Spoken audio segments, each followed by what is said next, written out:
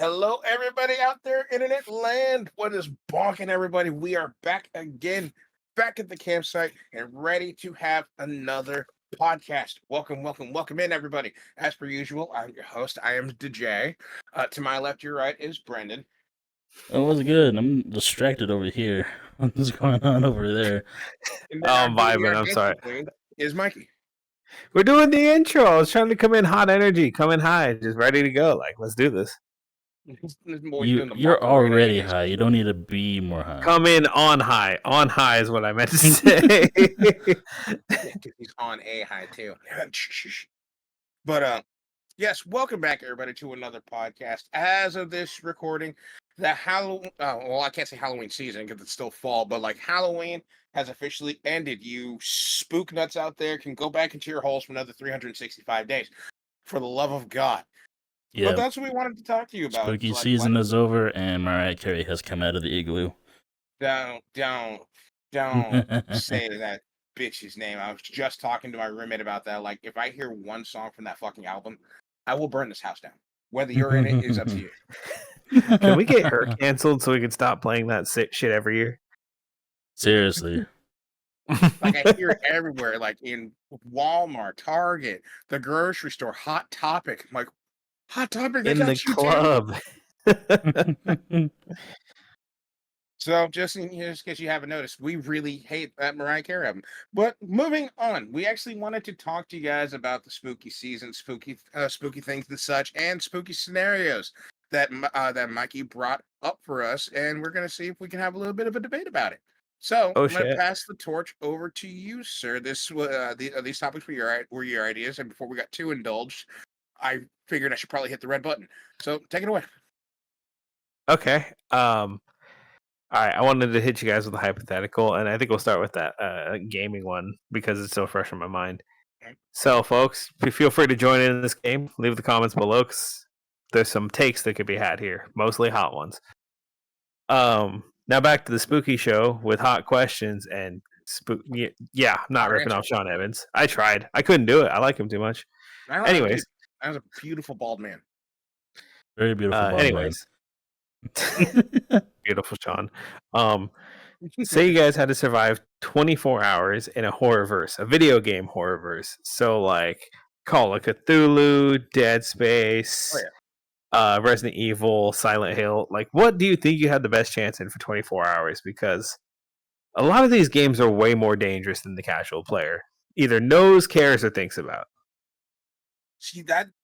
And I want to know y'all's answers down below, so leave a comment, please. But there's because I've played a lot of like horror / gory themed games.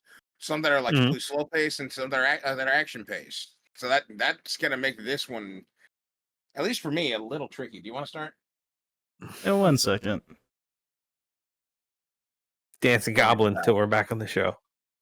All right, so when it comes to video games, God, there's so many that I've played over the years. Mm-hmm. And I'm like trying to think of scenarios where I could survive one or the other, but man, a lot of these and put into a real practice, real scenario, it almost seems impossible. It skyrockets. The difficulty jumps exponentially. Because a lot of these games, you're either very helpless and useless and are just running anyway. And the other one is you're a trained like soldier and you're put into this horrific scenario to try to survive and find whatever you're looking for. Yeah. That's the two big ones. And I'm like, yeah. I'm neither. So I would probably be the person that's running because I'm no trained soldier. But, question. All right. Yes. Can we have the physics of said game apply to us too? Yes, you would be in this scenario. Like, okay. Because then a fun one for me that I think I would absolutely survive in, I think I would survive in Left 4 Dead.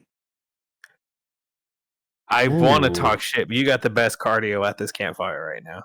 Best cardio at this campfire, plus access to assault weapons, and your pistols have infinite ammo. You don't have to worry about ammo ever. You just have to run and get to the safe house. My only concern with you is some of those areas are dark, and I have verified you are blind as a bat sometimes. Yeah. If I have a flashlight. Like, I still don't trust it. Bro, there have been times where in game is literal daylight. We're outside, and you just totally just not notice something. For those Like that that watch, ghost face you ran past earlier. yeah, for Yeah. those that watched that hunt stream, DJ ran past a bad guy, didn't see said bad guy because I wanted to go kill another bad guy with a machete that I did see. Yeah, this guy has tunnel vision. But Very, very. personally, Yeah, I would say out of everything, I'd probably say I would have my best chance of surviving in a Resident Evil series. I was Okay, about to say okay. which one because I had Resident Evil was going to be another one of my answers. Which Resident Evil? I say Hmm. 5 because then we can team up. I was either gonna say 5 or even 2. Ooh, very good one. Very good one. And I'd be the type of person to just find a way out of the city and not go into the fucking sewer system. Because fuck that alligator. Because like that's why I said this is a tough one because it would depend on who you are and how you would want to survive. Like, i.e., a lot of people would probably say, "Oh, I'd be Resident Evil 4 because then I get to be Leon Kennedy and kick people in the fucking mouth." But actually, still Yeah. useless. There's also the topic of horror games you don't really need to engage in any sort of combat. So, like, say Silent Hill 2. You can ignore Or basically Outlast. everything. Yeah, and Outlast. Though in Outlast, you're gonna probably lose a few limbs. I mean, surviving. I could, Yeah. get some prosthetic work done. Even then, Yeah. in the DLC, the protagonist gets shot and killed by the cops at the end. Spoiler alert. Spoiler alert for a game that came out in 2013. But then something as simple as if it was a group thing. I think we would have a good chance at surviving in 7 Days to Die. Somebody could be a scavenger, somebody could be a builder, somebody upgrades the house, somebody rebuilds the car so we can get away and fly and drive to Wisconsin. Mm. But I think Team 7 effort Days does change things. team effort does change things, changes. So but that's good. DJ, what? So we have. Hold up. Let's get what we got first because we got Resident Evil Mhm. and Left 4 Dead. Left 4 Dead. I don't know why I got stuck on that. Zombies is probably the easiest that you could survive. Zombies. Yeah, they're predictable. We know what they can do, right? Yeah. Like, we've seen it. They're We kind of know literally where to brain aim. dead. The only downside with Left 4 Dead is unless you know how to choke point, you can get overwhelmed really quickly and really easily. Or you disturb the witch, in which case, well, you're fucked. Yeah, you can't even run from that one. That's why I just said in fucking Resident Evil 2, because they're just regular ass zombies. Most you have to probably worry about is zombie dogs. See, and this is where I feel dumb now because mine is also a zombies, but in a way goofier vein than your guys'. Oh, yeah. Dead Rising. Fair. See, but then you have access to some of the most like a catalog of the most creative weapons known to mankind. Being that you're a tinkerer and shit, you'd come up with some shit. That's the thing. Some of them are unrealistic, but some of them just make sense. One of them is 2 chainsaws tied to a stick. When everyone saw that in Gears of War, there's no way you didn't see that and think, "Oh, some redneck's never done that before." You know, out in the woods, there's some dude named Cletus. Yeah. What does he do with it? I'm trimming the hedges. Twice as fast. He's just out there shimmying it up a tree line. But we all in common said something that was zombie related because, like, not for nothing, zombies are the most. I guess I could say the most common when it comes to like survival culture because everybody's mind immediately goes to like The Walking Dead. But then if we were to like switch it up for those that remember the game Vampire Masquerade: The Blood Hunt, do you think you could survive that where you're fighting other vampires who have powers just like you do? Because in our instances, the zombies didn't have abilities. Given our track record on that game, our chances are pretty slim. We'd have to take 5 minutes to find a lobby. But I mean, last time I was on, I was kicking ass. I don't know about you. I think I can fuck somebody up one time. So if it was in a house war, like the setting for that game is where all the houses are actively out in the streets trying to kick the shit out of each other, which is rare but does happen. That would be an incredibly tough one because there's such. This is going to be me geeking out about the game lore from the rest of the series. Yeah. There's such a rock paper scissors dynamic with the way the houses are. One house is strong, one house is smart, one house has traps and they're experienced trackers, and then there's the house everybody loves that could just turn their skin to diamond for 12 seconds and beat the holy hell out of everybody. But it's only 12 seconds, so it's. Oh, that offers, dude. That's incredibly interesting. Because that's the power dynamic. Because then even then it goes down to which house would you choose? Would you choose the intricate trap setters that can go invisible, or do you choose the somebody like me? I just want to be able to hit you with all of my might.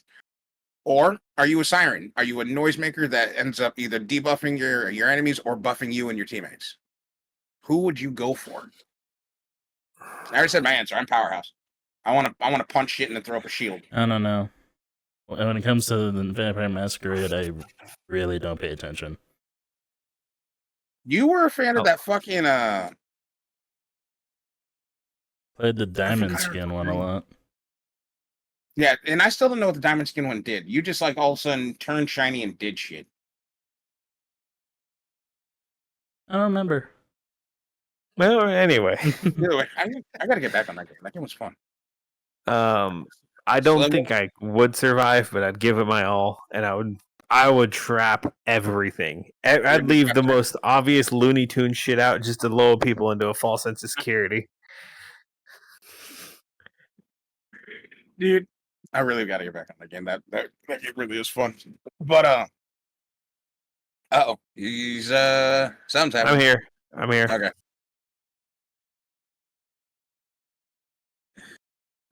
So now this makes me think of like, so outside of the, since we all basically picked zombies, what other horror scenario, video game wise sense, outside of zombies, do you guys think you can survive? Because I honestly, for some reason, am drawing a fucking blank on anything else outside of zombies. And the game Splatterhouse, but that came out in 2008. Not Subnautica. I could say that very confidently. Yeah, not Subnautica at all. Dude, Subnautica has reinforced and still forged my reasoning for never going near a body of bottled water. He has a fear of bottled water. Damn you, Aquafina! No, but like Subnautica has solidified my fear of never going near a body of water that's bigger than my bathtub. I didn't even mind lake swimming or like river swimming because, yeah, depending on area, you might have to worry about like gators and snakes. But there's no sharks, and that's saying something. Yeah, but now with lakes, there could be a man down there with a machete that wants to kill people because they're having sex at camp. Okay, Camp Crystal Lake is one geographically specific place. That's not everywhere. You'll know you're there when you walk past the sign that like leaves fall off of after you've passed it. That's where you know you're at. Because that brings up, if we're talking about like video game wise, do you think you could survive an insert fictional serial killer's world for 24 hours? So we'll start with Jason Voorhees. Do you think you could survive 24 hours, survive the night with Jason Voorhees? Like he has to go back into the lake come daybreak. I think so because Buster Rhymes did karate against him and it was somewhat effective. What? I remember that. Yeah, that's a real thing. Is this in one of the movies? Yeah. I'll hold up. All right, you carry the conversation. I'm gonna look up what movie it was and what the scene was because this is a real ass thing I'm that for sure happened. I prepped Pop-Tarts for the podcast. Shut up. Because my brain is snapped when I'm fast rapper versus emotionally stunted serial killer with a mask.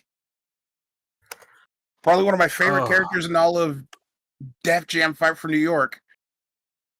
Jason in 2002's Halloween Resurrection, Buster Rhymes as Freddie Harris got into a fist fight and used karate and trash talking to avoid and escape Jason. Yeah. Yeah, that happened. Yeah. Also, is that a robot that entered the chat? I didn't see anything. No, I thought I heard a boom. it's a vast lord. But Yeah, karate works against Jason. So, dude, that means I'll just study some Wing Chun and then like challenge him to an arm wrestling match and then kick his head off. Well, that's the thing. He didn't defeat him. He escaped from him. So what? Mikey, was it? No, that's when he boxed a guy. There was a legit movie where this pro boxer is like fighting Jason on the roof, and he's dropping bombs into him. He starts Dempsey rolling him.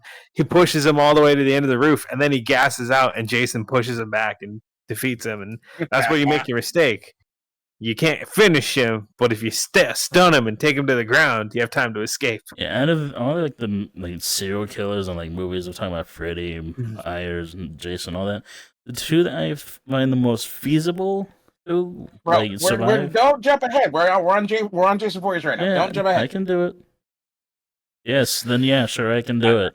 I think I can do it. Yeah. I think I can do it. I would 100% fucking die because knowing his lore, I would, knowing me, because I'm a fucking dum-dum, I would go up and try to hug and be like, dude, I understand. Hey, what are you doing tonight?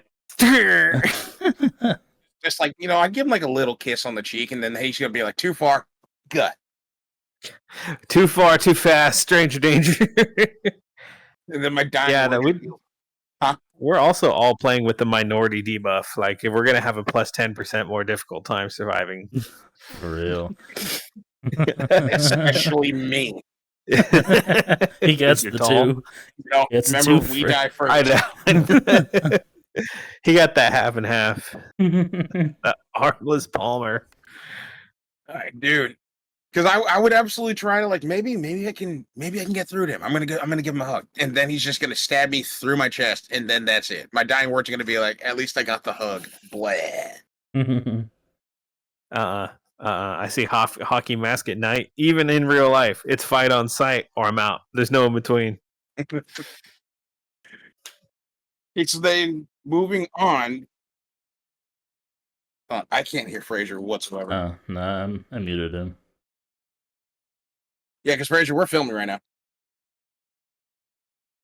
But so moving on, one of the ones that I think it will be next to fucking impossible.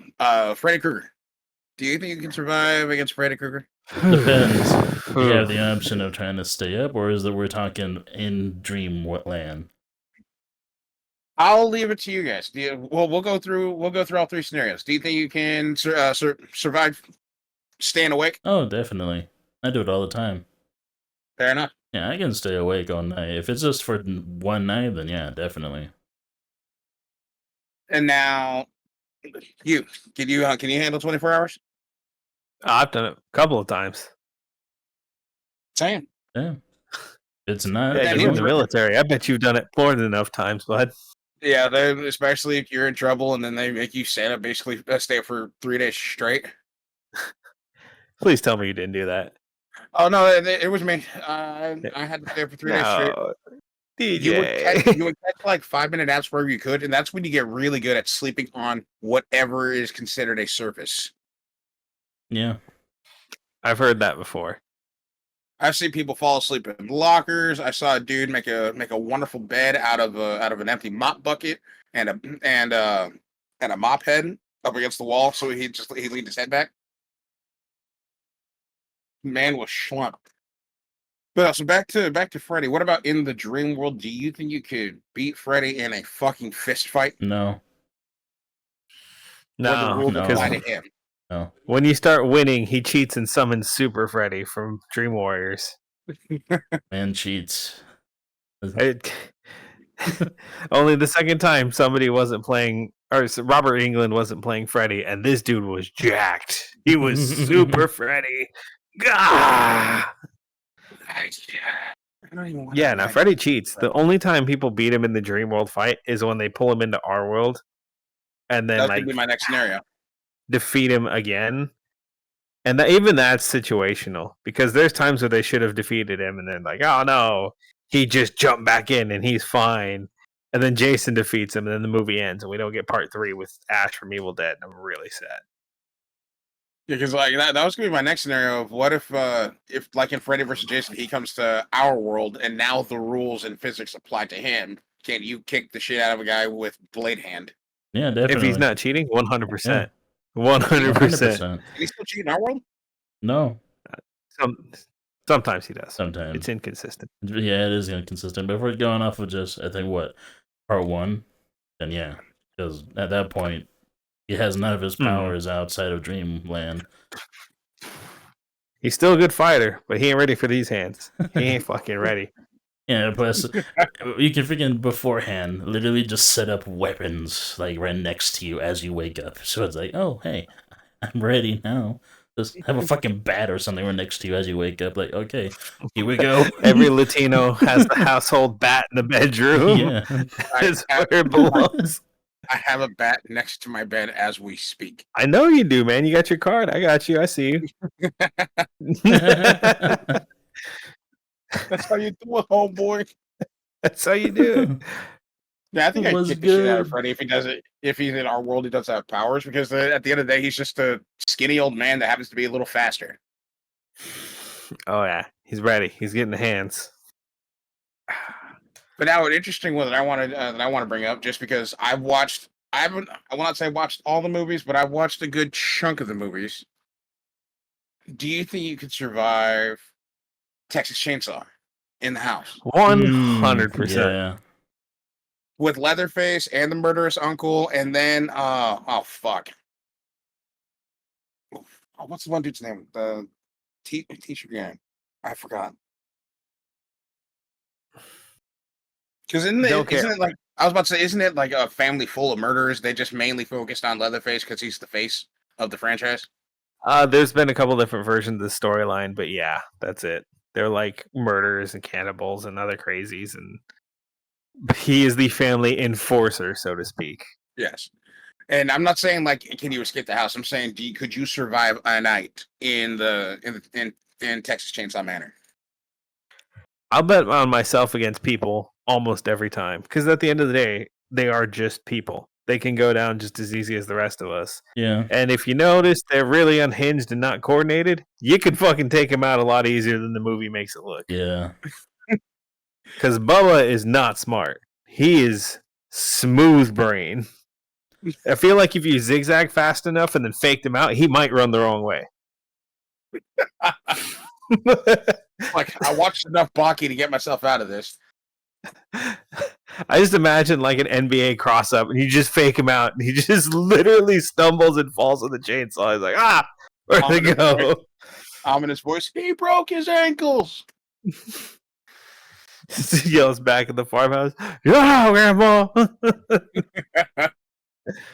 What are you? You think you can survive a night in Texas Manor? Oh yeah, definitely. Against people, yeah. Every time I bet on myself. So, when it comes to Texas Chainsaw, you guys are taking the fight route. Like, you're just going to beat the shit out of somebody. I mean, if I got to Rambo it and kind of sneak around and take cheap shots, I'm not above that, but I just think that there is the option to fight back. It does exist. Whereas if you try to like outrun a xenomorph. Yeah. Especially with how uncoordinated they are. You can literally set up, like, I don't know, maybe a trap or two and, like, just get the better of them. One, Bub was dumb, and the other people are just as easily as uncoordinated. Whatever. See, I'm taking my chances, and I'm going to find a spot and hide. Like, since they don't clean that house, I'd hide in the cupboards where cleaning material would be, and then I would just stay there all night. Just DJ laying flat against the roof, pressed as firmly as possible.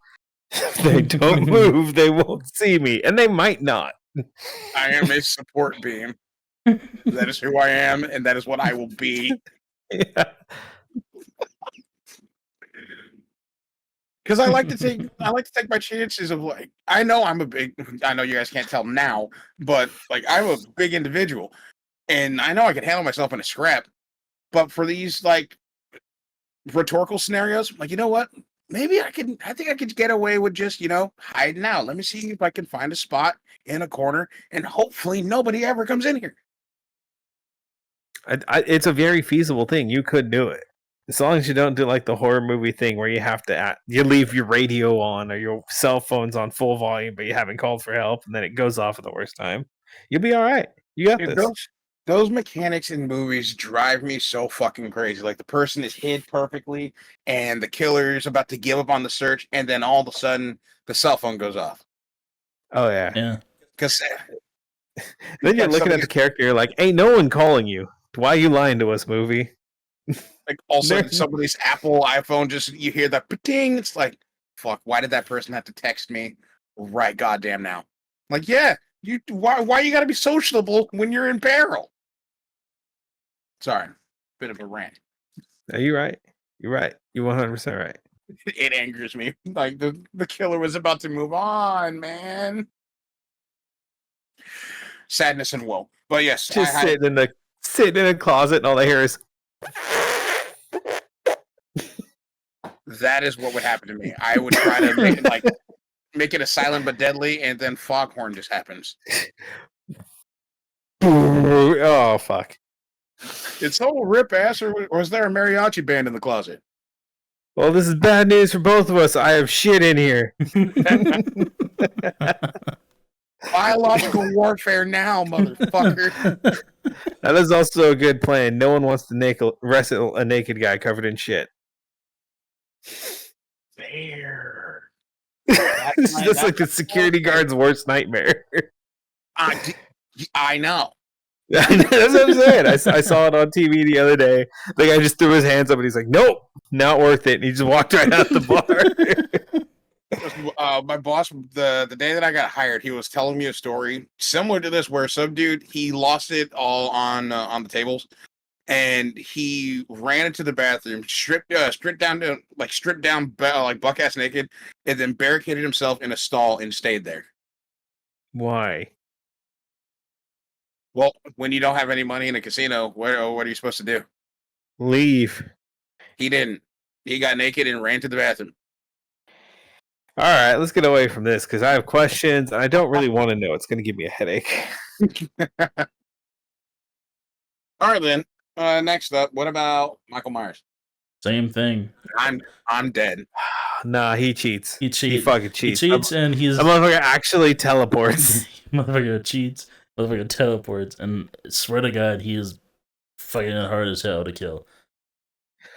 Oh my god! In the last movie, they didn't want to do the whole supernatural route. They try to make it a psychological thriller. And the psychiatrist, I shit you not, says, he's just so evil, he can't die. And I'm like, who the fuck is writing this? I knew it was Rob Zombie, but I'm like, who is approving this shitty dialogue? Literally too angry to die. Oh my god, that was so bad. He's too evil. It's not anger, it's so much evil in him. It won't allow his heart to stop beating. And I'm like, oh my god. And he's got like a broken arm and a busted leg, and I'm like, so he could be hurt like that to where he's permanently limping and can't reach, but he can't die. This writing's dog ass. He cheats. I know I'm gonna lose. He cheats. He cheats. Like honor mode cheating. That one, I would firmly say I wouldn't survive. No, there'd be no way. Like the fact that you can run and then he still gains up on you by walking. I haven't seen this man jog ever, and I'd be afraid of how fast and how much ground he can cover. Pissed me off.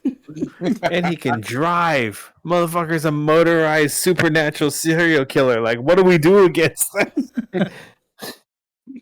All of a sudden, you just turn around, you see Michael Myers in a car. He's got a license. He's running you down slowly, just slowly, methodically, just taking his time. Like, yep, we'll get there. And when I do, I'm a every time you stop at a stoplight, I'll be right behind you. Dude, that actually made me shiver a little bit. I was like, yo, dude, you're on a country road, you hit one lone stop sign, you look both ways, high beams flick on behind you, there's a whole ass F-250 and Michael Myers. Now, I'm gonna skip over like Xenomorph and Predator just because I don't want to keep up with these hypotheticals with fictionals.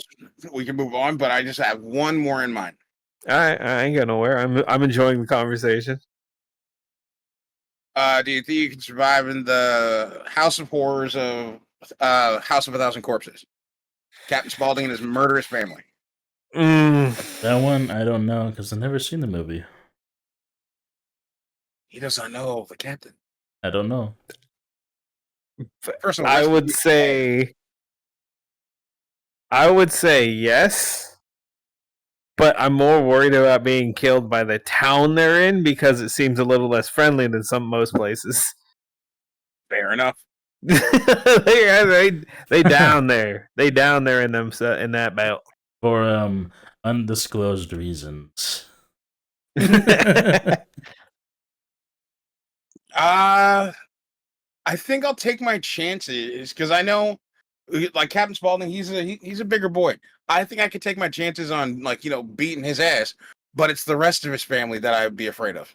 They're sprightly. If Like the when, guy from The Office can last that long in the movie, we can definitely make a good run at it. Forgot he was in that fucking movie. Yeah, isn't the guy who plays Dwight in that movie? Yes. Really? Yes. Yeah. Well then, He's shit. just as goofy and awkward as ever. Well then, shit. Yeah, I can win. Uh, No, Dwight all gets joking rocked. aside, I think we got a good chance. There are some wily motherfuckers, though. That's why I'm saying, like, when they dressed the girl up in that bunny suit and she ran away, and then Spaulding sent, I don't know who she was to him. I can't say his daughter, but I'm just gonna say daughter for context. She runs up after her, tackles her, and then while laughing, proceeds to stab her like fucking 7 times. Yeah, they're wildly. Or like when that one dude runs in with the axe, like right through the front door, big goofy mask on, just like who does that shit? He didn't even announce his presence or nothing. Oh god! If I can find it on an application that'll allow screen sharing, we should definitely watch that for a movie I'd be night. down. I've never seen it before. House of a Thousand Corpses. It's one of 3 movies. There's a House of a Thousand Corpses, Devil's Rejects, and 3 from Hell. And I have still yet to see 3 from Hell. 3 from Hell is a terrible movie, but it's so fun. I'd say it's better than the first 2, just because it's goofy and it's fun, and it's the Devil's Rejects fighting a cartel at one point. So like, it's just off the rails. All right, sounds like my type of movie. Because there's so many different hypothetical situations, especially with the likes of that, or even the paranormal series of like, could you survive with a ghost? Fuck no. No. I don't fuck with ghosts. The only ghost I fuck with is the one that Patrick Swayze when he was at Ghost. You trying to make pottery with ghosts? With me more, yes. Phew. I lost my phone somewhere. I was about to say, you're doing the fucking robot, my friend. Oh, sorry. Someone was just trying to get. It's fucking stupid asshole. Fucking not a furry. What? A person we all know who swears they're not furry but has a wolf icon. Oh, that Not one. pointing anything. Midnight. What about him? Nah, he's just trying to send me stupid shit. No. Anyways, what were we doing? I found my Pop Tarts while I was out. Because, like, I know you also had another scenario that you wanted to ask us outside of like video game and fictional killer franchises. Could we survive against? There was a second thing that you wanted to ask us. Are you talking about like the IRL one or the other video game? Because The IRL one. all right, cool. So, for anybody who doesn't know, every year that usually, okay, let me rephrase this. Every year around the Halloween season, big companies will put up massive productions, from burlesque shows to haunted houses to scary theme parks with like trick roller coasters and things that are unusual, different from what you would normally see. Freak shows, all that. If you can put together your own kind of Halloween season attraction, what would you like to do? Because I'll go for an example. Oh, damn! We already got a volunteer. Damn, Brandon, that was quick. Hit it. I've thought about this before. Oh man. So it would definitely be an abandoned asylum type thing, and there'll be multiple floors. with various actors of different kinds of people portraying either just crazy patients, ghosts, or some sort of creature. I don't know. It kind of depends on the floor. I want each floor to have their own like little theme, but not too out of place in an asylum. Mm. And I would say up to one group per floor. I would try to like push people Sorry. along, kind of like one of those haunted houses, where people are being chased or trying to get spooked or something like that. Just Mhm. have them kind of move along, and each floor has one group, and once one group hits another floor, another group comes in after the actors and all that get just situated and back in place, whatever they need to do. But I want it to be like an actual like survival like scenario of like if they get caught, they have to go. They have to get out. They can't keep going. If they have to actually get caught Mhm. and be in in an intense chase or something like that situation, or just very creepy shit. Reminds me of that fucking challenge in Takeshi's Castle or MXC where they're just charging through rooms trying to find the exit while monsters are chasing them. Yes, it does. Like a really scary version of that. Yeah, Okay, okay. I smell what you're stepping and in. I would go all I out. was, Like I want uh, everything to look as realistic as possible. Oh, that is kind of cool. I'm not okay. I get what you're putting together here, and that is awesome because it's funny how the rest of the world's getting more sensitive. Horror and horror attractions are now getting crazier. Mhm. So there now are places that have you sign a waiver saying the actors are going to chase you, they're going to grab you, they might shake you around a little bit. Like that would be Yeah, the next evolution of that, like where it's a haunted house and kind of a LARP at the same time. yeah, like I would say actors would definitely get a little rough, but no, not hurt you. Yeah, Of course, yeah. Just give you a little jolt. maybe not like that one dude who literally makes them sign waivers saying you might die and I'm not responsible. McCaney man. That's very different.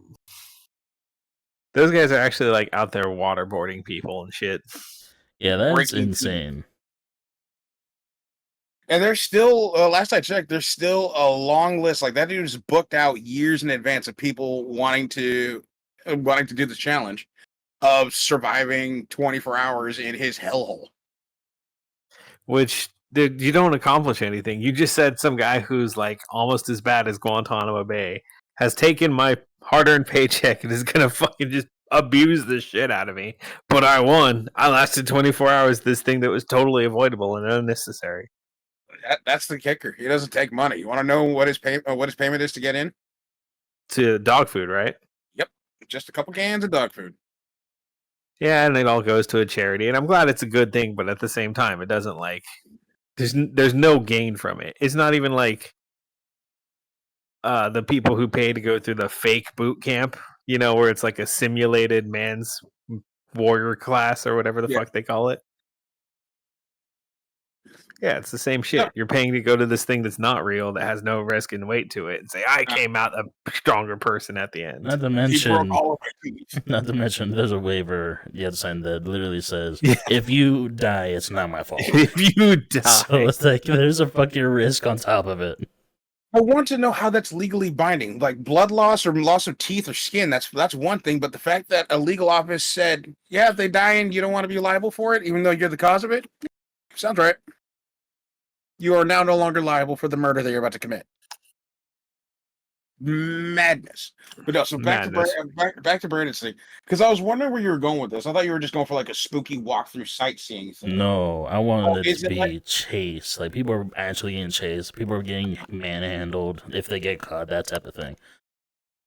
So is it like a survival escape room, or is it just find the exit and get out? I kind of want it to be a little bit of both. Like like first floor, you're chased into like the second floor, but the actor immediately backs off once you get to the second floor, and the second floor becomes like an escape room that is slowly like I don't know. You have a certain amount of time because say another actor that's like disguised as like I don't know some killer or a creature or whatever is slowly making their way to the room that you're put in. You have to find a way to get out before they get into the room you're in. that type of thing. I don't know. All There's a right. couple of things, different scenarios. I thought of like maybe 4 or 5 different ones. So you're wanting to do? Is it like some type of escape room, or is it just running away from bad people? Both. So first floor, I want it to be some sort of like thing where people are being chased. The actor can be a little aggressive, manhandle a little bit, of course, and he's not going to hurt you. But I want it to be intense and very scary. I wanted to make it feel real. And he would chase the people to the second floor and immediately back off once they get there. And second floor wanted to be kind of like an escape room setup where people are trying to get out, find a way out, while at the same time they have another actor or maybe multiple, like I don't know, like say second floor is the bunch of people that look like they're patients and that's just fucking crazy and they're trying to get in to the room and they have a certain amount of time to escape through another door while the other patients are there at the other side waiting to get in. And once the people, if they're able to escape the room before time, once they walk out the door, the door that's holding the patients back will just unlock and let them through. And so they'll just start chasing after the people while they're trying to make their way to the third floor. Like it's like Okay. as soon as they escape, they have like a little head start, but then it's on again. They're being chased again. Okay. All right. Because I was actually about to ask, like during this escape room, are they done being chased? Are they safe for now? Now it's just the critical thinking portion. But then you said there's actively patients trying to break in to go get them. Yeah. So loss is high if you're not if you're not smart enough. I like that. That's actually kind of nifty. And there's different scenarios I thought of. I wanted it to at least be like a 3-floor thing, but it had like 4 to 5 different scenarios of what we could do for the floors, All right, off the top Like of your I head, said. what's the name of this asylum? First word that Ooh. comes to your mind now. I'm Toaster Asylum. I don't know, dude. Toaster. Yes, the scariest place on earth, but actually does sound fun. That sounds like some shit that I would actually get a kick out of, because A, good cardio, thank you, but also escape rooms are just fun. I'm not good at them, but they're fun.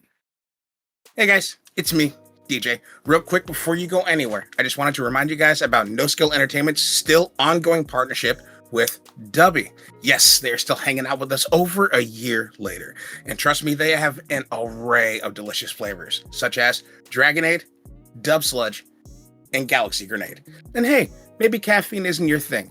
They have zero caffeine hydration formulas, such as Water Melanda and Pineberry Splash. And if any of these flavors piqued your interest, please use code NSE for 10% off your total order at checkout. Thank you for listening, and I'll see you guys later.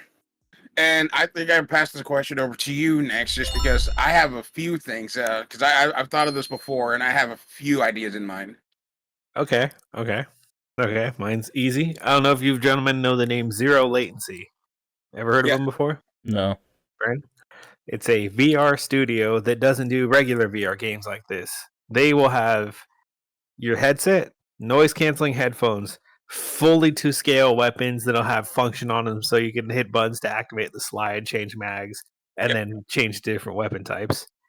And you're playing in a room the size of a basketball court. And it's got all the hardware built in to make sure we're not running into each other or running into obstacles. It's just a big open play space. You're talking about Why? like the Far Cry VR game kind of thing?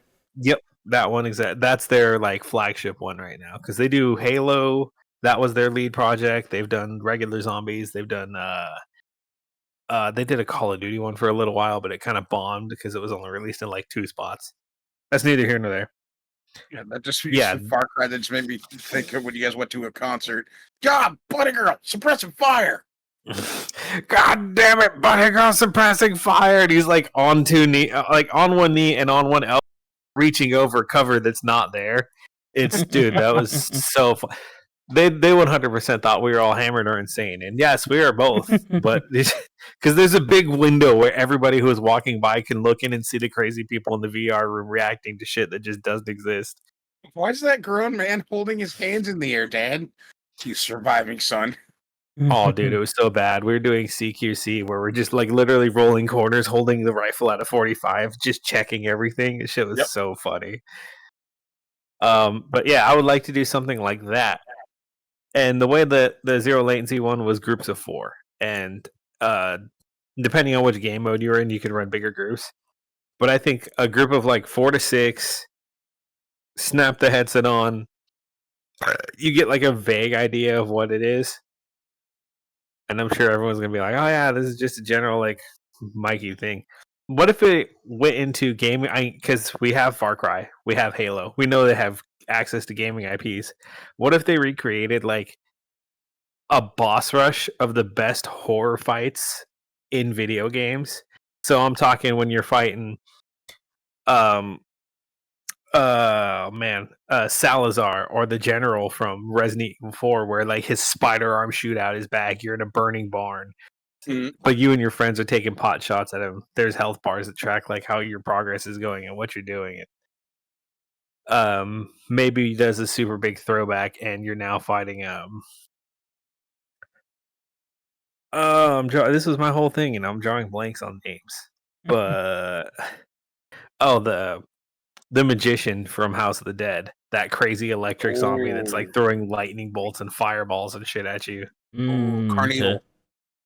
Carnival would be a good one. Fighting Token Taker in VR would be amazing, especially fighting on top of the big top blimp, looking out at like the city lit up underneath you. Fighting Wesker would be intense in VR, especially if you're moving around to try and dodge his crazy ass ghost attacks. Are you also running on those motion pads that you that I've seen in videos where people are like on this little swollen motion? No, pad you're in a basketball-sized room and you can move everywhere in it. Oh, okay. Yeah, your character real time. Yeah, it's laid out like on the floor. There'll be like little patterns here and there of like what would like a piece of cover would be, and all that stuff, and that's exactly where the cover would be in the virtual space. But all it is on the floor is like a box or a square. Yeah, pretty much. Yeah, it's laid out, pre-laid out for you. There was a good one where Fraser and I were back to back doing the Army of Two thing, just spinning and laying people out, and ducking under each other and shit. By the way, we need a third Army of Two game, and I'm not including Devil's Cartel. Okay, that game was dog shit. So bad. Give me a real ass Army of Two game, for the love of God. That franchise, please. You can make a comeback, unlike Ubisoft.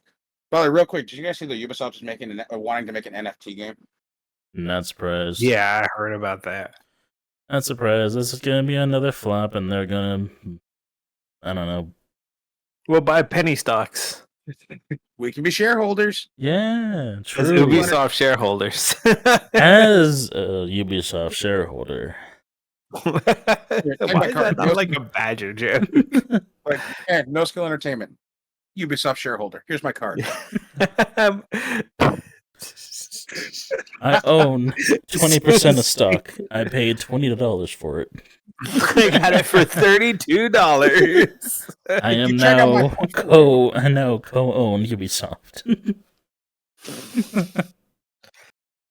Maybe that's what it'll take to get them to listen to some creative direction. Gamers, invest in Ubisoft because then they have to listen to you. Don't actually do it. I'm not a financial advisor. Do not take financial advice from me. Do not.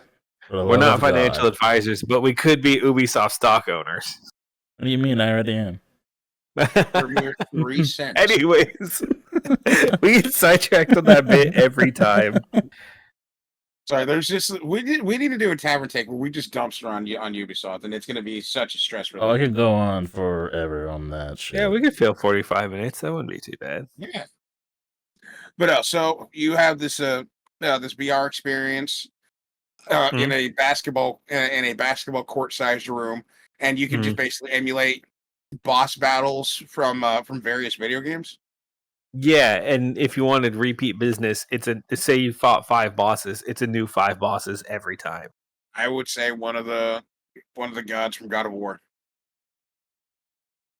I'm trying to stick to horror theme, okay. But like, yeah, you could. Like, if that's your regular business model, recreating bosses, God of War, Shadow of Colossus, Gears of War, dude. Some of these games Darksiders. go Dude. insanely hard. Dude, having a big room to fight a fucking berserker from Gears of War. Oh, or what was the other really shitty one?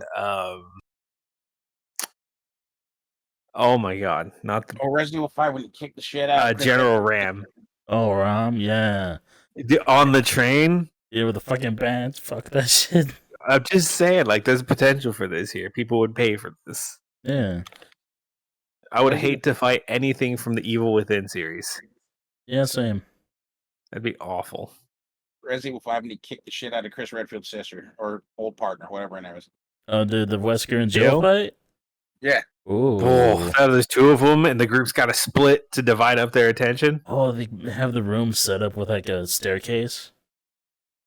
Oh, dude. Well, so the way ours was is the room's so big, you could barely, if you didn't have noise canceling on, you could still have a hard time hearing each other. So the way the game graphics loads, we're on our map on its track, they're on its map and on their map and its track, and when we get to the opposite corners, the maps reassemble, and then we walk our path back.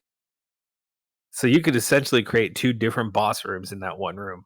Yeah, and I would love to have like the whole like Jill and Wesker setup where it's they have a big enough room, and what they have is like set up hallways with the trackers and all that stuff to keep the VR shit working while you're moving through the hallways and all that stuff. Because that'd be so if sick. you know the layout, there's like staircases, hallways, and there's even a balcony area. Basically, it would basically look like a what is that shit called? Like one of those BB like an airsoft arena? airsoft arena. There you go, airsoft arena. It would also look like a marksman's course. You know how they train for advanced shooting, where you're walking through the environment as targets pop up? It would probably feel a lot like that. That'd Yeah. be sick in VR. Yeah, I think that'd be awesome. And if you matched it with the graphics of body cam, that is next level SWAT training. Yeah, just keep it 2v2, two people, and play as Shiva and Red, and the Wesker and Jill, whatever. $1 million Yes, Steve. idea. $1 million idea. Going off of your same instance, same scenario, but put on a haptic suit, and now you two survive the trials of all the Saw movies, or just specific trials. Dude, that sounds awful. Oh, dude, haptic vest makes a difference in VR, especially when you're locked in. You're just like, I gotta beat him. I gotta beat him. Something grabs you. Jesus, Peter, Christ. Because I know that. Because again, we were talking about McCamey Manor. There's a group of people that would absolutely love to don a fucking haptic vest, put on that visor, and have to survive Saw trials. Oh, dude, put on the OWO shirt. That one actually hurts. It hits you with. It makes your muscles contract because it's got electric probes on it. Oh well. Oh shit. Yeah, you ever heard of that one? Yeah. It'll actually give you muscle cramps to simulate you taking damage. I mean, there's also electric collars too. Yeah, but I mean, then you get streamers like Emiru and Jinx, and it doesn't. They find it a little too stimulating. I follow the guy that made that shit on Twitter. I recently just watched a video where Emiru put a shot collar on Miskiff, and Miskiff said he's into it, and I was just like, you know what? You see, that's what I'm talking about. You find out too much about people, you're just like, oh. I found this is out supposed shit to be a about nice content VR creators. experience, and this is supposed to be a nice VR experience, and now they're having sex. Now we got to clean the floor. God damn it! But I think that's such an interesting idea because I would love to, if I could put myself into the protagonist's shoes and face insert boss from insert game here, just like, dude, it's me and you now. No TV screens and no sticks. It's me that you're facing. Like, I want to beat the shit out of Shao Kahn or Shang Tsung.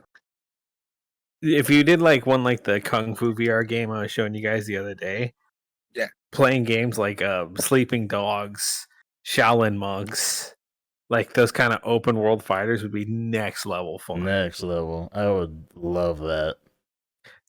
Boo, people would lose their shit if you made a Yakuza one. Oh my god. People would lose their mind. If it was a Yakuza one, people were just going to go in there, go to the bar and sing, Dame Dame. They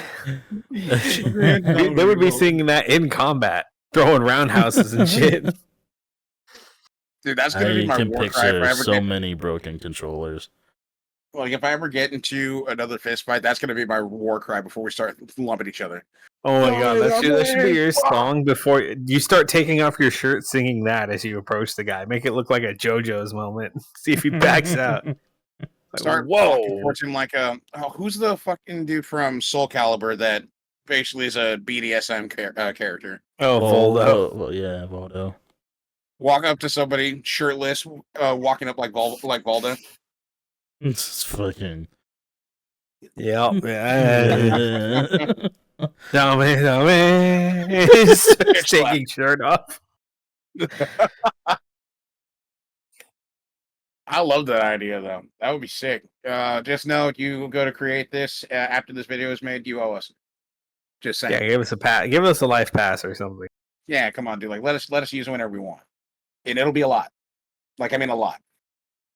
All the time. Anyway. So I've had a couple of because I've thought of this before, if I could have some sort of control of a horror experience. And the most tame one that I thought of was I would actually love to have what's it called? Like one of those themed dinners, like a horror themed dinner. Okay. For a group of Dinner guests. party. You dress up in your costumes, whatever you want to wear, and the servers and staff are all various forms of like gruesome cryptids. Insert character here, and they have to stay in character the whole time. Meaning, if Michael Myers is your waiter, he's not gonna fucking talk to you. But I just had that visual in my head. He just walks out, stone face, drops the food, the table, fucks off. Just doesn't even put it on gently, just like walks over with a pad of paper to take your order, and then he just stares at you. Are you here to take my order? It just doesn't move at all. Fucking Freddy, what do you want, bitch? Welcome to prime time. Order the prime. Order the prime rib. It's prime time, bitch. Have the What's prime the time special bitch today? roast. It's tomato bisque, bitch. Because it will be a fun. It's meant to be like a comical experience, but like a little chilling, just because like it's going to be horror themed food, so it's going to look.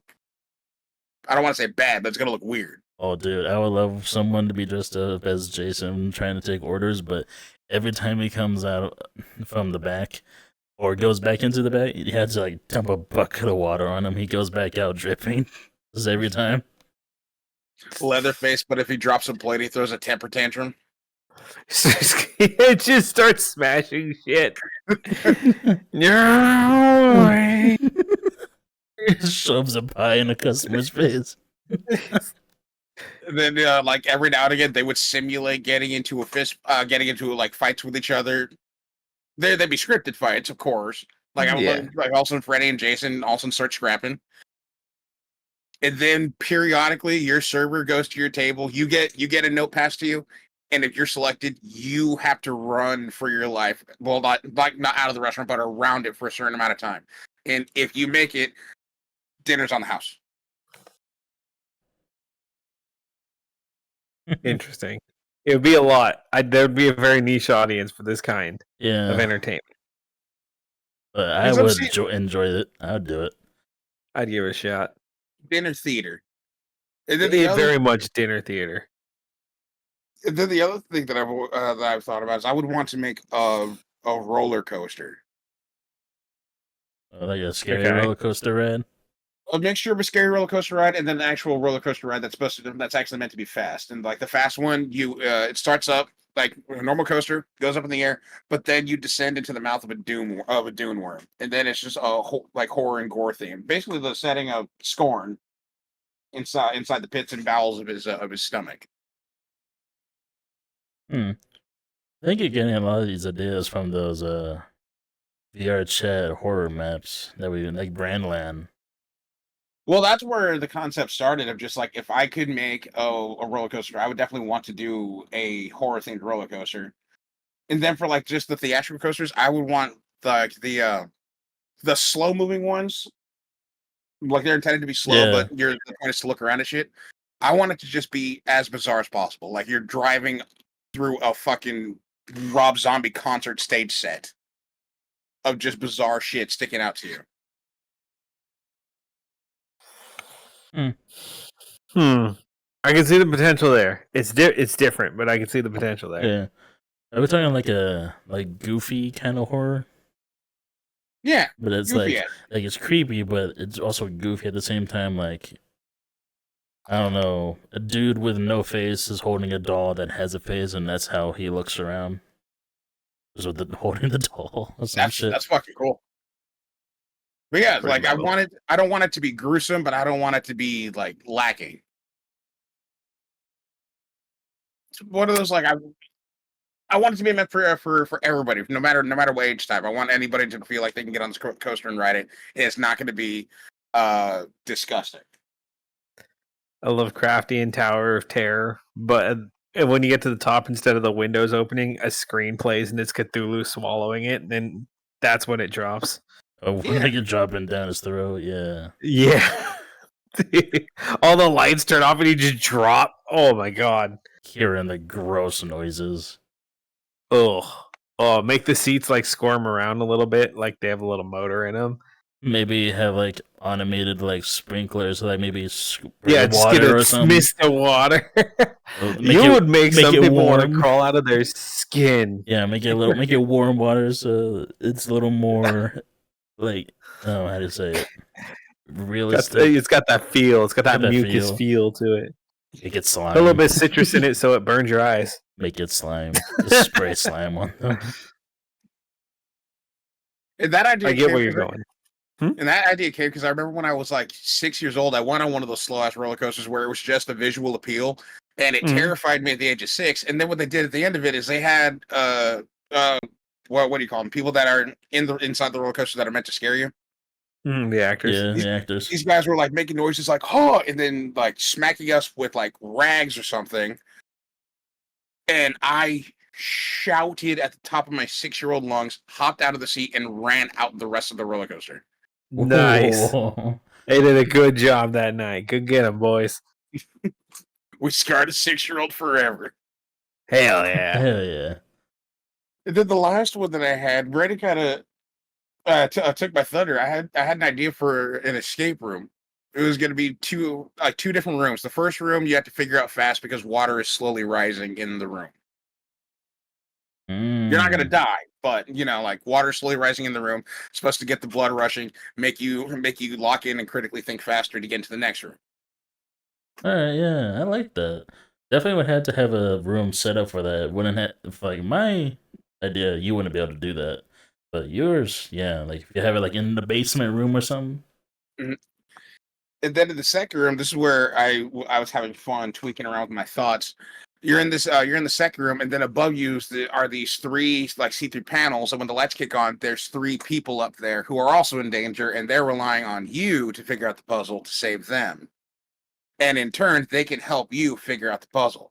But we'll just give a time increment of like, say, every 15 minutes, one of those people disappears. They cannot help you anymore. You can only rely on the other 2. And then speed up 45 minutes. If you still haven't figured it out, all 3 of their lights go out. Nobody can help you. You are on your own for the remainder of time. Like they can give you. I'm getting 8-second anxiety pointers. thinking about this. Sorry for the silence, but my brain is like, don't put yourself there. God damn it, we're there. I was also thinking of like for the room that floods, to make it just a little more realistic, have it to where it gets to almost fills up the room. I would say like maybe 2 feet from the roof. If something goes wrong, make sure to have at least 2 to 3 hatches in the roof from the floor above. The people that are running the escape room could just open up in case anything goes wrong. As like a safety measure. Because I wasn't actually going to make people have to swim. I was just going to like top it to maybe 5 foot, and if you're under 5 foot, sorry, you can't bank on this. But once that 5 foot meter hits, it's done. You're out, and you fail the room. No, I'm over here thinking of like a fucked up scenario. I'm gonna scar people. It's like I'm Gonna Welcome to the manor, bitches. make people think they're gonna drown. But I like the concept of like, you know what, they're even though they're actors and they're supposed to help you, like you ask them, they have knowledge about the room. It's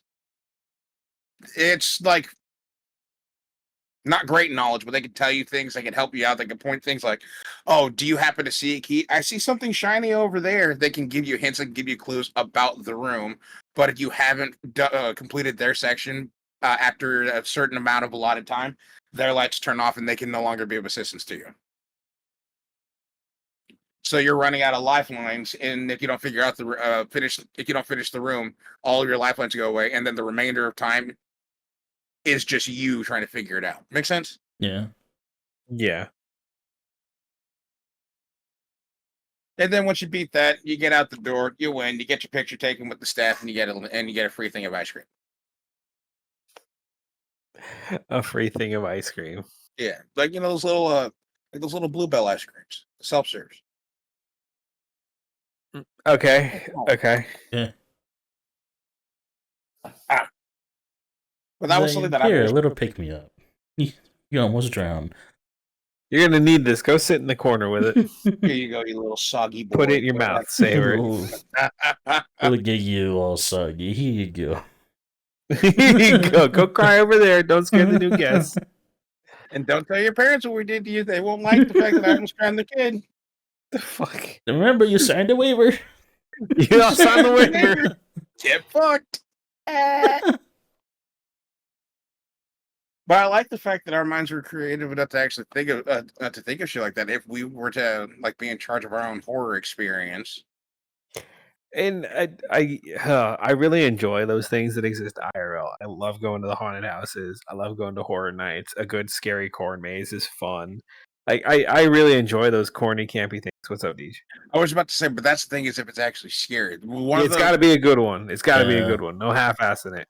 Because one of the things that I hate is like I've been to corn mazes where I'm like, okay, this is just boring. I've been to haunted houses where I'm like, it's all predictable. Yeah. No, you need the good ones where they got them fucking Okie high school students who are like, they're hardwired to fuck with people. They don't do that regular, oh, I'm going to jump out in front of you and scare you. They drop into the middle of the crowd and grab you and be like, where are we looking? And you hit him with that bullshit. Hit him with the guy who was hiding in a trash can for 45 minutes just to scare the shit out of the one girl who thought she was out of the attraction, and she's not. That's a real video on the internet. Look it up. It's great on YouTube. Like those videos that I want to say it's like Fright Fest at Universal. They have actors that have like these knee pads on, and they run around sliding up to people, making sparks, and then just like yelling at them and berating them, and it's fucking terrifying. Oh, they got better ones now. They got the boots so you can kick fireballs at people. Oh shit! They don't hurt anybody. It's just a big ball of sparks. But yeah, they have that now. So people will run up and like act like they're gonna soccer kick somebody, and then whew, thing of sparks that as tall as they are comes ripping up in front of them. That's fucking sick. See, that's the shit that I like. Not just somebody's like, I can definitely tell that thing that's on the ground and not moving. I definitely know you're alive. And then he shoots up like, oh, I'm like, yeah, Yeah. I already knew, bro. So, I already knew. like I was saying, the good experience is like that. I love getting into that kind of entertainment, that kind of fun, and it's cool because you don't see it all the time. You get your 1 month of the year where you can go out and enjoy all the new twists, the new fun. Because we've done stuff like that, and it's always kind of been in my mind of what would I do, what would I make? Because I've seen collabs where they get big profile media and stick them into their haunted house or whatever their attraction is, and they're sick. When they let Rob Zombie do the layout and the costume design and the soundtrack for the original Dark Monsterverse of Universal Films, the Wolfman, the Creature from the Black Lagoon, the Mummy, Yeah. it was sick. It was way better than The Purge. It was way better than Trick or Treat. It was awesome, and I love those two franchises. But when you let somebody who's that out there and different from what you're used to seeing just go balls to the walls, it's noticeable. So I've always had that thought of, fuck, what would I like to do? What would I change? What would I like throw in there, and maybe metal. I do like metal being on that list. So yeah, that's why I wanted to ask you guys and get your opinion on all the crazy shit. There's some good designs in there. There's some nuggets. Because now that makes me think Uh, of creating something. Damn, like a plot, damn a name. If you could create your own fictional serial killer, what would they be?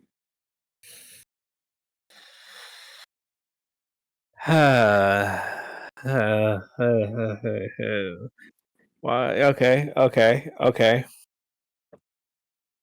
Like, is he Okay. some sort of space alien? Is he just some dude that's tapped in the head? Is he a This is dream a monster? okay. So can like it have actual supernatural abilities? Free reign. The All right, point cool. is So that they're supposed to terrorize people. this character works really well in fantasy. It would still also work in modern times and just be a lot more different. Mhm. It is a evil sorcerer who does a lot of necromancy, but his victims, he's less worried about what he's going to do with the body. It's just another undead minion, but he rips their souls out of them and stores them in books so he can go through and read them and learn all their life secrets and just keep everything stored on his shelves for as long as he needs them. And he's So just building a library of victims. he's gaining knowledge from his dead victims. Yes. That's cool. I came up with this character concept as like a D&D villain because let's just imagine this person's lived for thousands of years and they have this grand library of souls that they're just casually keeping around and like stealing all the information out of. I think it'd be a really cool either heist where the players are trying to get all the books out of there and free the souls, or there's a hero or an archmage hidden among the collection that they're trying to escape and get the knowledge from to help defeat the big bad guy. And then on the reverse end of that spectrum, if any of you have your soul ripped by him, he now has knowledge of you and your people. Exactly. It's a very high risk villain. Very high risk, but also potential very high reward if you don't fuck it up. Yeah. I think it's a really cool concept. It's something I don't believe I've seen before. Yeah, that's fucking tight. I knew the DM was going to come up with something DM like. I may have had that one sitting in the burner for a minute. He's gonna make it a boss. Watch. If we start a new campaign, I really would like the idea of that being the big bad boss. He's not. Sorry, Deej, I'm trying to grab my water. I wasn't trying to look down your shirt. I swear.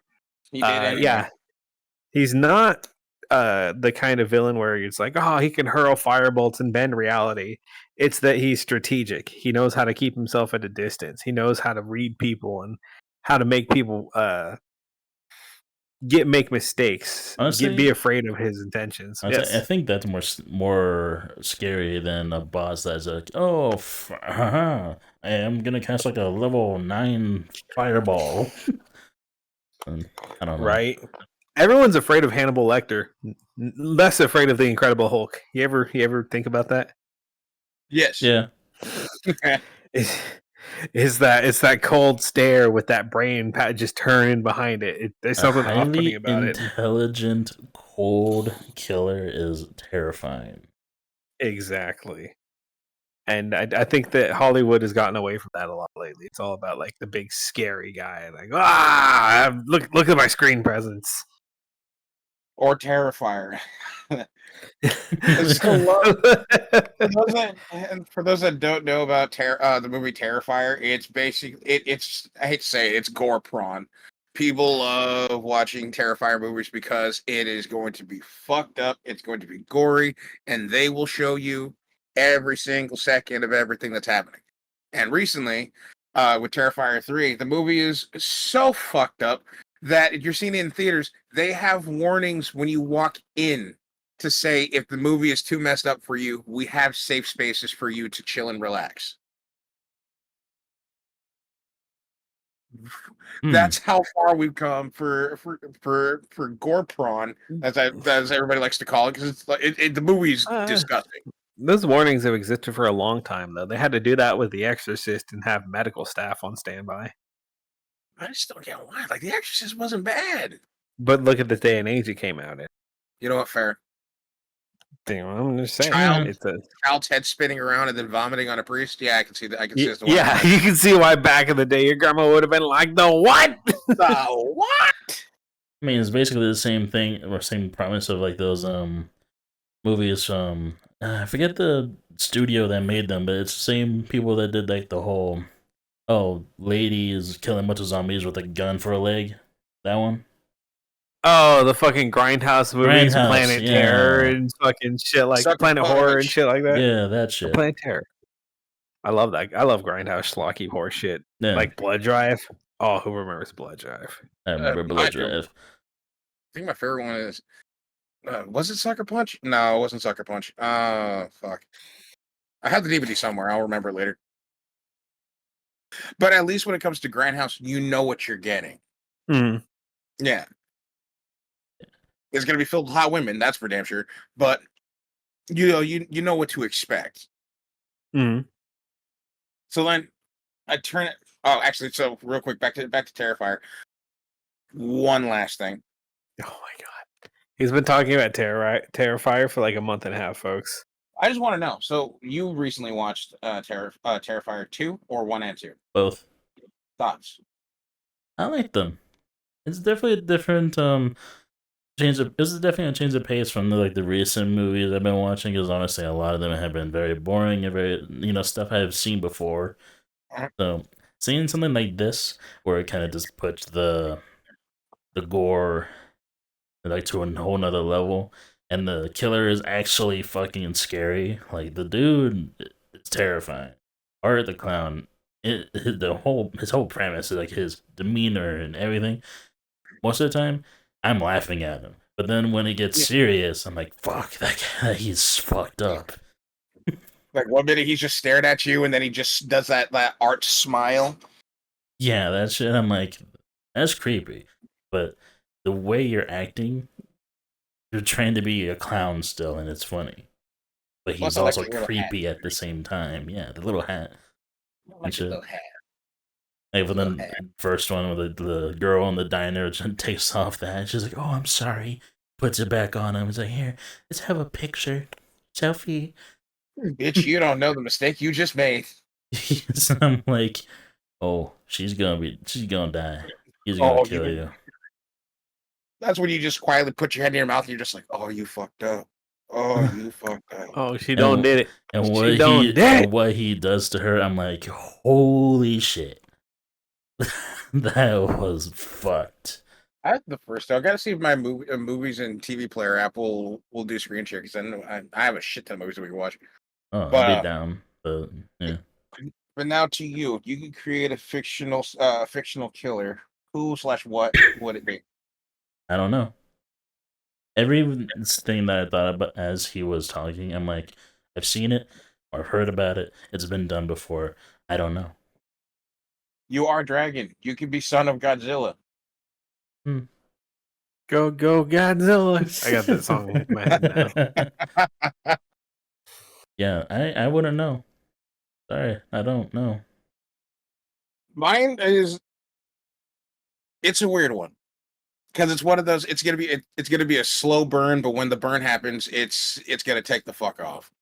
But I'm taking points from Demon Slayer where the dude can turn people instantly into demons by just touching them.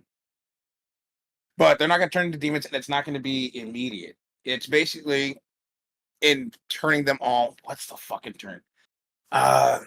Sleeper cells, meaning the They can be activated on command. yes, and when he's activated enough people, then he activates it, and now he has an army of people that are there. They're not demons, but they're just mind controlled by him to do his bidding. Mm. So basically he's already built up his fortress fortress and safety before any action has ever started. I can't even find words right now. He is struggling so hard. I can hear the wheels turning. Is that smoke? Sorry. What? I was like, is that smoke? It's smoke. Yeah, so basically he embeds this. Turns out all of his victims that he comes into contact with into sleeper agents. Then when he's ready to, when he's built up a big enough army, he activates it, and they're all just basically mind drones that are going to carry out his bidding. Interesting. For That some is rea- interesting. So is for that? some reason, I keep thinking I've seen something like that. I can't put my I've finger seen on something similar. I don't know if Yeah. you guys have seen Corpse Mount Death Play. it. No. Okay, no spoilers then, but there's a character that is a lot like that. And the way that when they finally come out and are exposed to a certain amount of people, the reveal that all these characters are in the same hive mind essentially is crazy because you just see everybody on the street corner turn and stop, like that scene from John Wick where he closes his phone and all the assassins stop what they're doing and just look at John. It's exactly like that. It's a very good reveal for this, like, oh fuck, I'm outclassed kind of villain. That is fucking awesome, dude. If it's been done before, now I'm bummed because I thought about that. No, the yours is definitely different though because the person kind of stays in charge. The one I'm thinking of is like a legit hive mind. They're all one now. Oh, okay. I'm thinking like that, but have it so he keeps them close for after the first, like, I would say, infection. He keeps them close, and their body on the inside mutates. Oh fuck. And when he activates them, they are, I don't know, they mutate in some way and become like a hive mind of violent, I guess, drones that go around killing all those who aren't being controlled. Mhm. I thought you were thinking like, say a dude is walking around in, it looks like a normal neighborhood, in the suburbs. Everyone's nice. The neighborhood, there's kids playing out in the yards, there's dogs and shit, and they got a guy mowing in the lawn, and then all of a sudden you walk around the corner, and they all stop and look at you. And then all of a sudden... How dull, dude. And then all of a sudden they look at you, and the dude that controls them walks in the middle of the street. He's like, hello. Activates them, and all of their mouths is opened up to rows of fucking teeth and start chasing you. Welcome to Community Lane as everyone starts pouring out of the fucking houses. Seriously. Welcome to the street, neighbor. And then also just straightens up, turns into something different. No, but now that makes me not makes me, but now that reminded me of what? What? Now, like I'm just mumbling jokes to myself. Because now it's reminding me of what I was comparing it to. I was comparing to the dude I thought of to Ivan Ooze when they fucked around with his goo and then they just became mindless drones. That, yeah, but without them turning instantly, I personally activated. That'd be good. It's a little bit of a time bomb there, just waiting for the shit to really hit the fan. And I'm also not gonna make parents walk off a cliff. They're just gonna, do my bidding and not argue. Ever. Okay, that was oddly specific, but all right. What? Nothing. You're floating again. I know I'm floating again. Okay. Had a background process acting up. How to deal with it. That would be mine. And then I don't even know what I would do with all that power. So I would have. One man should have all that power. I now have 300,000 servants. What do I do with them? Just build me a pool. I don't know. But also, was there any other scenarios that you wanted to ask us? Because did you say you had 2 or 3? Because we're getting up to close out soon. Oh yeah, I don't remember if I know we kind of talked about that earlier. What do you guys think would be the worst horror verse to potentially have to survive an extended amount of time in? Especially, we'll narrow it down to gaming because there's some fuck shit out there. The worst. First thing that comes to my mind, I'd have to say Dead Space. That's the peak example in my mind because necromorphs are terrifying. Some of the visuals and the design and the creatures and the fact that they ended the series with the cryptic message of the obelisks aren't the biggest threat to the galaxy. Whatever made them was. Because that implies that the 2 obelisks we found aren't the only ones that are out there. And that there's something strong enough and evil enough to make this contagious evil that just rips its way through galaxies. Like, that is insanity. That's some great old ones kind of fucking vile atrocity shit. And you're just a dude with a welding torch and like an associate's degree. Yeah. How did my degree make me end up here? This is not what I thought going to trade school would amount to. Fuck.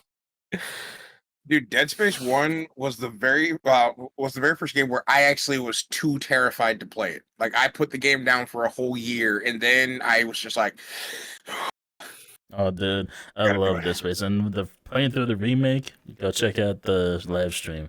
I played it on the channel. Bro, it was so good. I'm like, dude, this is better graphics and all that. This shit is even more terrifying. And they changed it up a little bit, so it's not like my previous experience on the original translates to here. Not really. They changed shit up. No. If anything, they made it a little harder. And then you play games like Dead Space. I forget what it's called. Let me look at my shelf right quick. Extraction? Yes. The arcade one? Yes, I played that one. And then you start seeing the reality bending effects of, oh man, am I doing the right thing? Do I remember what happened yesterday correctly? And it's a really, really just spiraling situation to be in. Yeah. yeah, Dead Space fucked. Yeah, the Dead Space is a bad one. I still have to play Callisto Protocol because I know it's just Dead Space. Yeah, kind of. Dead Space reimagining. It's made by the same people in it. Yeah and no. I know they're like, oh, it's a spiritual successor, but I heard basically the highlight of the game is how you die. How different ways you can die, but other than that, there wasn't that much to it. 1,000 Ways to Die in the West. I heard it was very, yeah. Highlight was how many different ways you can die, and they're all gruesome. Well, maybe that's why Epic Games was so quick to make it free. So, Brandon, what horrorverse do you think would be the worst to try and survive in for an extended amount of time? Well, I was gonna say Dead Space, but fuck. What? Evil Within. Nah, I already mentioned that. Yeah, those bosses I would never want to encounter in my life. But you get to set people on fire. Yeah. Ensure that they don't come back. Positives. But no, continue. I'd say in terms of just creepy and the thought of I might not be able to leave or escape this place would be Silent Hill. Oh my god. No, that's a good one. Silent Hill is crazy, and the bosses are insane and over the top, and the character design is so dark and twisted. Yeah, and then there's and if you just look at it from like lore wise, there's not even a guarantee you'll make it out or even leave. No. You could be stuck there for the rest of your life until you die, and maybe even become something else other than human. But at least Pyramid Head is sexy. Everybody's swooning over it. My God, I don't get that. I don't get that. I don't understand that. When I saw the cursed female Pyramid Head, I was just like, "Oh, the internet's down bad for the worst kinds of things these days. Please stop. No. Why are you back, heathen?" So yeah, that's my pick. Dude, that's also a good one, especially if you know like how brutal some of the characters come to their end in Silent Hill. Oh yeah, like the guy who just gets wrapped up in barbed wire, and he's just like, oh god, oh no, oh Jesus Lord. Christ. Yeah, in my headcanon, I don't even think any of the characters that in any of the games or movies should have even lived or escaped in the first place. I think they should. There's have just a lot died. of bullshit. Yeah, I'm like, there's actually like a couple instances of characters fighting lesser divinity and just making it out with a 9mm and some candy bars. Like, what the fuck is that all about? Like, this is some bullshit. They should be dead. So many times over. So many times over. And there are some creatures in like Silent Hill where it's like you look in the direction and you're fucked. Like, what the hell? So then down, Oh. so then down to you, sir, because I had a second one that I just thought about. I want to hear yours first. Oh, no, do you want to do the second one? Like, I'm here. I'll listen to it. I'll hear you out. I think it would suck donkey nuts if we had to survive a Dead by Daylight trial. That would Ooh. be rough. You're literally being put against like SEAL Team 6 of horror movie icons. They are the best of the best at what they do, and Yeah. oh, that's tough. I'm even saying take away the fictional killers, just the base killers of the game themselves, because the premise is there is no hiding from them. They're actively looking for you, and the only way to escape is to repair something. So now you have to be mechanically inclined. The Wraith in on its own is already your chances of living are very slim now. 'Cause you won't even know where this invisible. You won't even know where this guy comes up. He could be What? right next to you. You won't know. What'd you say, Mikey? I said, yeah, he's invisible. You're just like you're fucked. Yeah. The Wraith And- and the Japanese girl. Can't you go invisible too? The evil one with the sword. I don't know. I haven't played it in a while, but I don't think so. I think she can. I don't know. I haven't played her. Yeah. I think she can either go invisible or she like. You're asking people who don't play the game, dude. We don't know. We used to play the game all the time. I never played her. I haven't No, played you in haven't. years. I don't. I play the nurse, man. I play one character. Yeah, that was fun. That was just fun. Nurse is fun and not somebody I want to go against. I don't want a teleporting bone saw wielding nurse to just appear behind me when I'm like elbow deep in a carburetor trying to get that fucker to stick open Yeah. or to not stick open. And I don't want to face the trapper because, as we know, especially playing Hunt Showdown, I will find bear traps.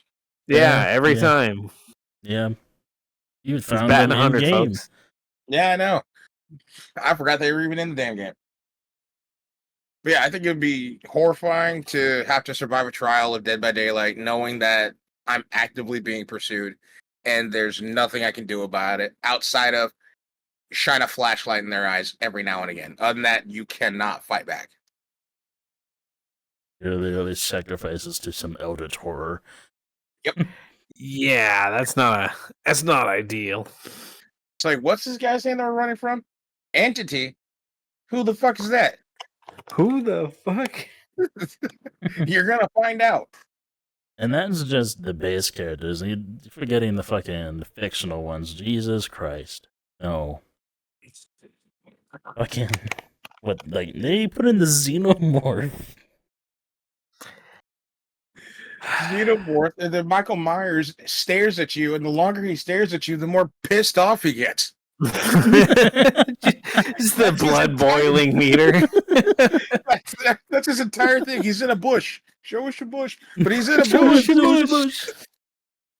But he's in a bush just staring at you going, oh, why I oughta. This motherfucker. Oh, dude, wait till I get to level 3. I'm gonna fuck you up. You wait. And this fucking Chucky is literally the smallest character they've put in the game. Yeah. I never trusted dolls. I don't know if I ever told you that. Ever since maybe. Toy Story. Ever since Toy Story. But yeah. Dead by Daylight. No. No, Definitely that's not. That's big no. Yeah, that would suck.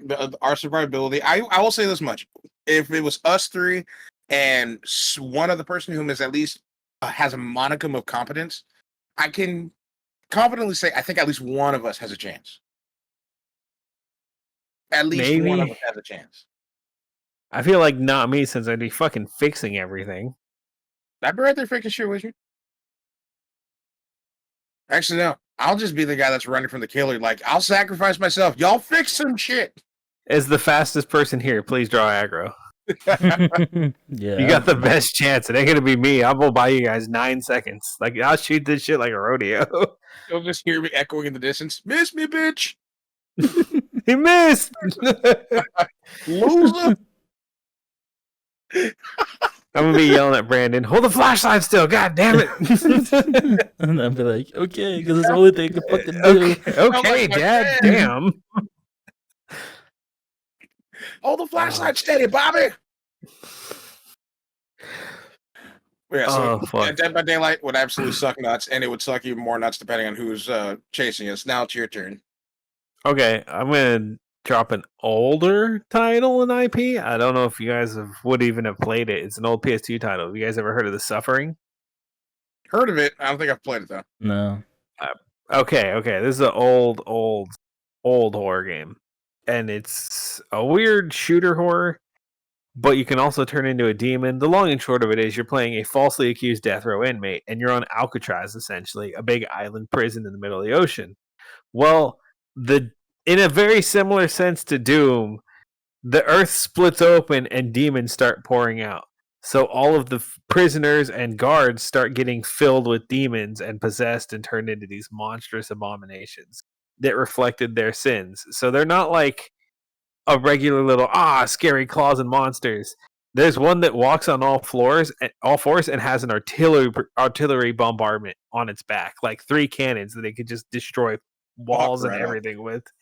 The junkies have these like needle limbs, and they just drip this green glowing acid out of it. Like, it is the wildest, craziest, sickest monster shooter I've ever seen. And the concept of trying to get out of it on an island is like suffocating. It's called The Suffering? The Suffering. Yeah. Now, I would say this is not like something that'd be awful or like impossible to live against, like the ones we just mentioned. I'm just saying, just psychologically, and the fact that you have a very good chance of just dying. The Condemned series. Oh my god. The Condemned is OG Saw, in my opinion. Yeah. That shit was Saw before Saw was cool. Like that. Fun. It was so like the first one was so like much psychological horror. It was insane.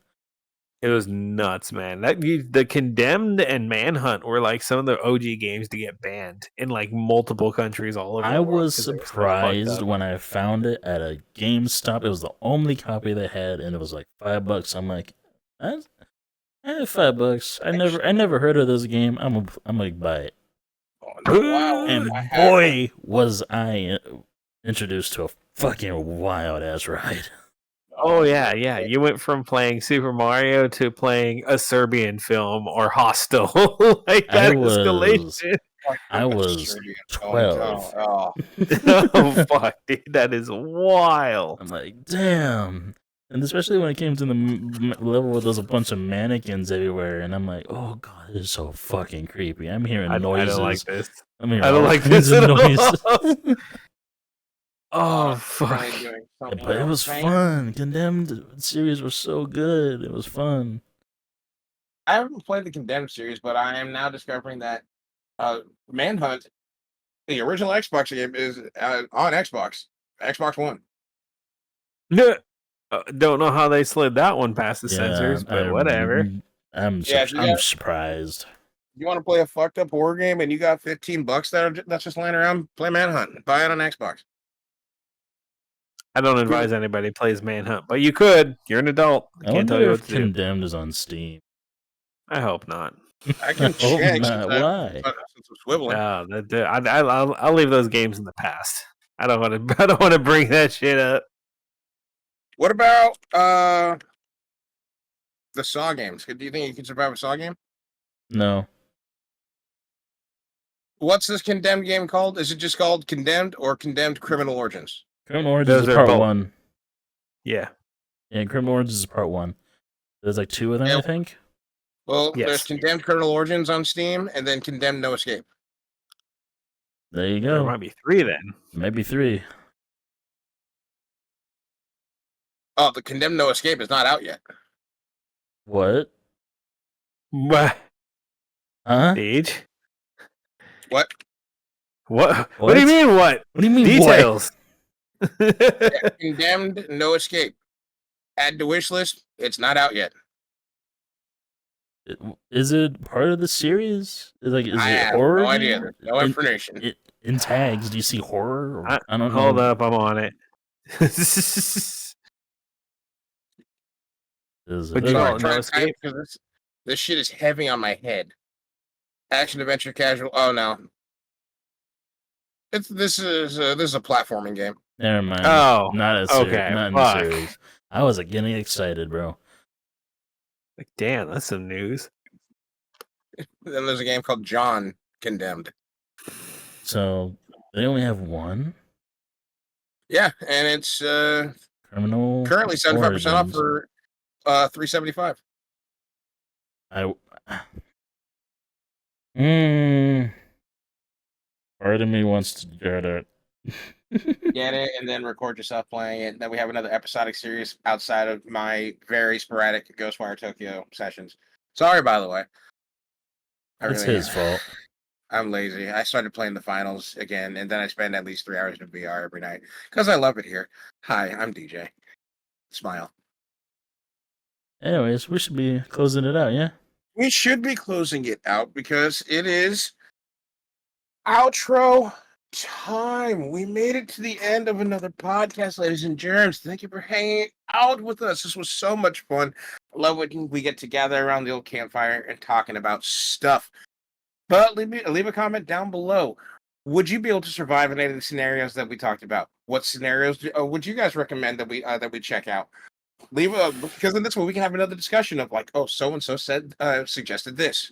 What do you think? But taking it down the line one more time, thoughts and final comments from the boys, starting with you, Green. Thoughts and final comments. Let's see. I'm glad we had this conversation. These are normally the thoughts that keep me awake at night. I just don't know what to do with this information. So this is nice. Get to see what everybody's about, what kind of crazy shit you guys could come up with. This has been a lot of fun. Yeah, I do hope the I have learned that we are very creative, and yeah, I'm terrified of you guys now. I've learned that this man wants to drown people in an escape room. I'm no better or worse than I used to be. You You'll can't be see the fine. Can't see the force. I promise. I promise. Do me this favor. Sign this waiver. Just sign this NDA for it. As a I'm just kidding. Ubisoft stockholder, I'm gonna need you to sign this waiver.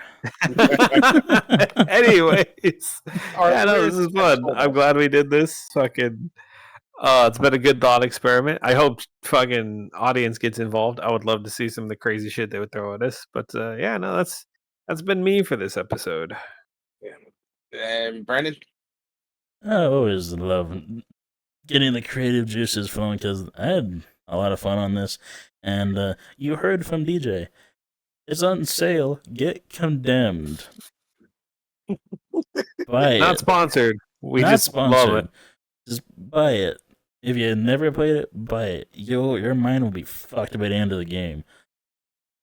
Anyways, DJ? honestly, I really want to know what you guys would do if you could create a fictional serial killer. So please leave a comment. What would your fictional serial killer be? What would they do? What would make them their rise and claim to fame of notoriety? That's what I really want to know. And then also, if you got $15, get Manhunt on Xbox. Yeah, you're gonna have a good time forgetting that one forever.